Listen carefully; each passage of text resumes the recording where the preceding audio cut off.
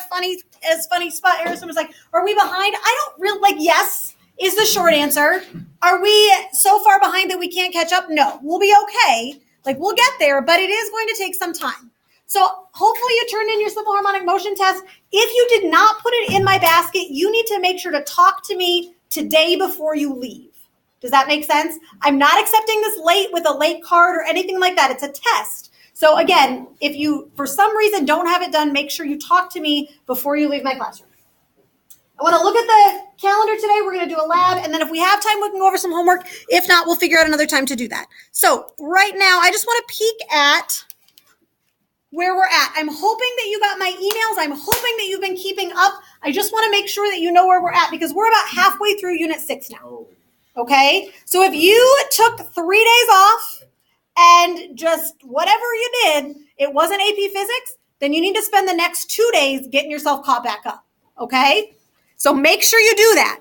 So I just want to draw your attention to the words. There are some videos to introduce waves. I put both of the solution manuals because it's 2 chapters that we're covering. And then I also put the essential understandings. That's that sheet that I cut and pasted, like literally cut and pasted from the AP Physics guide to tell you what you need to do. So this, you want to look at this at some point so that you kind of know where, like what you are expected to know, okay? On the calendar, there we go.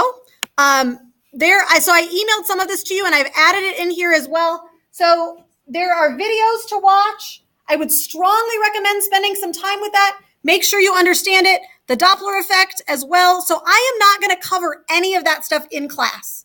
If there are specific questions that you have, you can come talk to me. But given that we are on a schedule, right, that AP exam does not move, we got to keep cruising. So today we're going to do a lab. And then on Monday, we're going to do a lab. And then on Tuesday, I am going to present some new material because it's material that is much easier to understand if you're actually like face to face. And then on Wednesday, we're going to do a lab. And then we're going to review and then we're going to test a week from today. Okay? So I just want you to understand where we're at.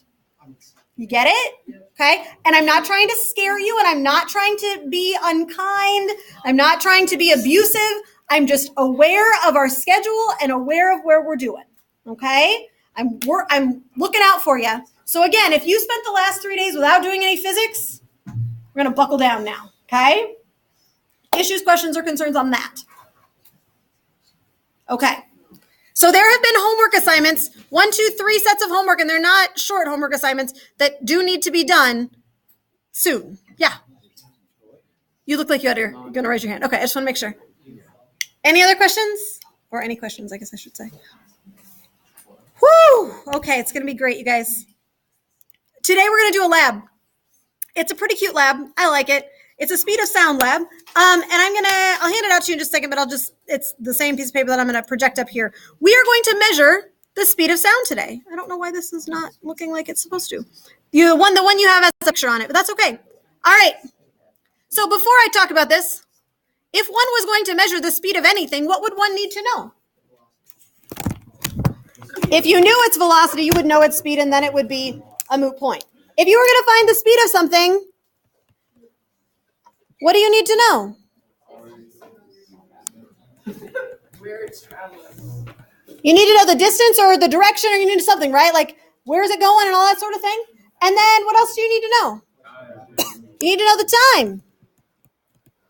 And at this point in your physics career, my friends, if you know the distance and the time and you know that something's moving at a constant speed, I hope that you can find the speed. Okay? So this is not a test of can you find speed. I hope so. Okay? But I like this lab because it's kind of an interesting setup. So this is what we're going to do. It's very simple in its setup. I went to Staples and bought out all of their mailing tubes.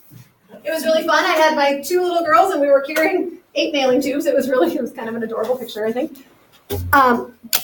Mailing tubes are really nice because if you generate sound in them, the sound will travel down. You with me there? And then what's it going to do? Come back in there. It's going to come back. Are you with me there? Yeah. And so we're going to have sound go down and come back. And if you have something to record that sound, then you can figure out how far it's traveled. And you can figure out how fast it took, or how fast it moved, or how long it took, I should say. And then from that, you've got your distance and you've got your time and you can find your speed. You with me? Okay, so you're gonna rest or hold the microphone at the top of the tube. So that we've got Vernier microphones. So they're really nice and cool, and we're gonna set them up here. Okay, you're gonna adjust the time data for collection of 1 second. If you don't remember how to do that, you can ask me, and I can for sure show you. Just after clicking record, you're gonna snap your fingers. So the person in your group that's best at snapping fingers, my snap is not very loud right now. You guys are all cute because you're practicing. Oh no, who's gonna be? All right, so you're gonna snap your fingers. That sound, longitudinal or transverse wave, by the way. Longitudinal wave, yeah, is going to travel down the tube. It's also going to travel out everywhere else. We're going to hear them, right? But the one we care about is the one that's going down. Okay, it's going to go down, and the graph is going to look like the one that is not shown. I don't know why it didn't show up, but there's one on your lab that I'll give to you in just a minute. Now, a couple of things. By May, I mean you absolutely will. You absolutely will need to adjust the time axis to see the data more clearly. Okay. Each large peak is a recorded sound or echo, okay? And you need to collect data that includes at least 2 echoes. So I'll show you, I'll give this to you in just a second. But the data is going to be something like that, and then it's going to go like that, and then it's going to go like that. And now you've got sound, echo, echo, yeah? It's pretty cute. Did it come out perfect the first time? Probably not. I mean, maybe if you get lucky, but probably not. So you're going to have to try it a few times, and that's okay. All right, I want you to do a few repetitions too to make sure that you're getting good data. Okay, once you do that, then you're going to calculate the speed of sound, determine the distance that it's traveled, determine the time. So based on your data, you're going to collect the time between the snaps. Hopefully that makes sense. You want to know that this time here, you want to know this time here. Those are both times that it took for the sound to go down and back. Okay, and then you can find the time it takes. Distance and time gives you a speed. Done and done. Does that make sense? Get a couple good trials for the big tall tube. Okay. There are also some short tubes. You can do that for the second tube. Okay. Tube with different length. It's pretty straightforward. Pretty simple. Should not be like too taxing on your brain this afternoon. Okay. Once you do that, oh yeah, you can also calculate a theoretical speed of sound knowing the temperature in the air. Okay. I've got a thermometer sitting right up here, and I'll just put it right over here so you can check it. All right. So you can calculate the theoretical speed of sound, and then you can find your average experimental speed of sound based on your 2 trials. And then I don't know why this got printed funny, but anyway, I had one in here also that had the equation for percent error. Okay. That's what you need to do. I think you can probably get it done today. Sound okay? Okay. I have 7 setups. I will put these sheets over by the Vernier stuff. Make sure everybody has one. I want everybody to write it down. Okay. It's not a lot to write down. Everybody writes it down. Everybody takes data. Okay. 7 setups. So make sure that you've got groups. I would say no more than, I don't guess 4. I don't know how many people are here today. But anyway, does that make sense? Okay. You will need a Chromebook. Make it happen, friends.